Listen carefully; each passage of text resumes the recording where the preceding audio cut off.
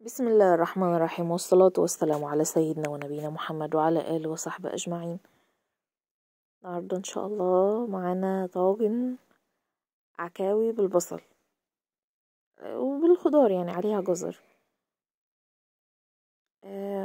معاكو سالي محمد، قناة أهل جنتي. إن شاء الله لو الفيديو عجبكو ياريت إعجاب اشتراك في القناة. نقول بسم الله. شوفوا زبدة جدا.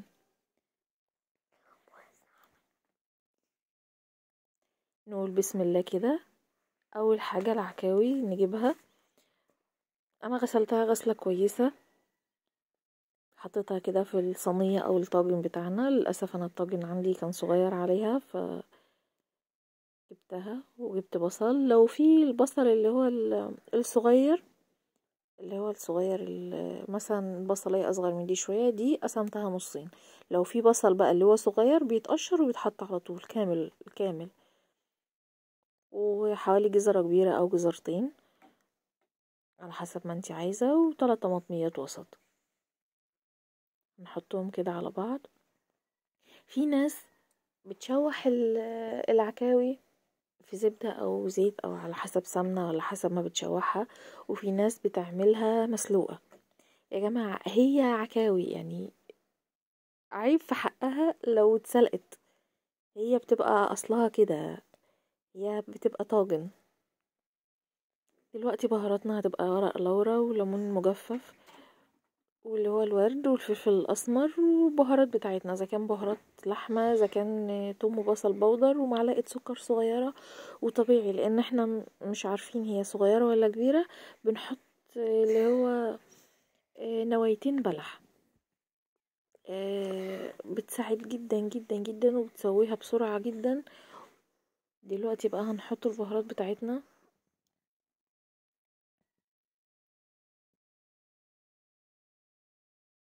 انا بحبها تبقى زبديه زياده، يعني المفروض ان في ناس بتغطيها كده، بس انا بقى ما بغطيهاش كده. انا بحط حوالي نص كوبايه ميه مغليه طبعا، وبظبط ملحها وبغطيها وبدخلها الفرن براحتها بقى.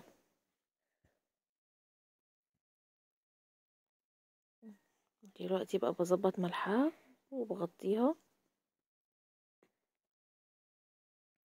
وبتطلع ما شاء الله كده. شوفوا ما شاء الله، يعني هو النص كوبايه ميه اللي فيها طريتها بزياده، مع رز بشعريه. شوفوا ما شاء الله زبديه جدا. دلوقتي هقطعها قدامكم وتشوفوها. يعني كان طعمها وريحتها ما شاء الله.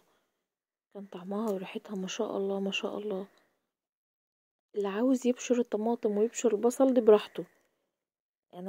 هي اصلا قطعها كده، يعني انا بقول لو حتى في بصل اللي هو الصغير ده يكون احسن كمان من البصل ده، هتتسبح حالها.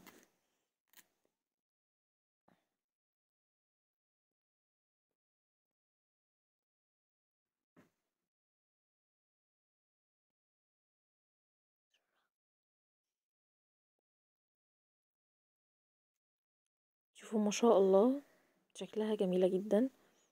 ريحتها، يعني يا ريتكم معايا دلوقتي، ريحتها فظيعة. لو انتوا وصلتوا معايا لحد كده وعجبكم الفيديو لحد كده، يا ريت اعجاب واشتراك في القناة، هتشرفوني طبعا. شوفوا ما شاء الله. اللي عاوز بياكلها بعيش بياكلها، اللي عاوز بياكلها برز بشعرية بياكلها.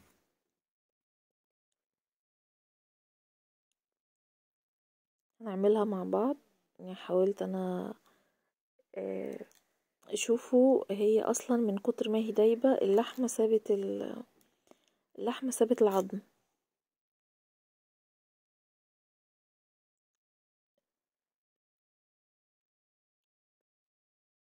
تعالوا بقى كلوا معايا، انا بدأت اكل اصلا.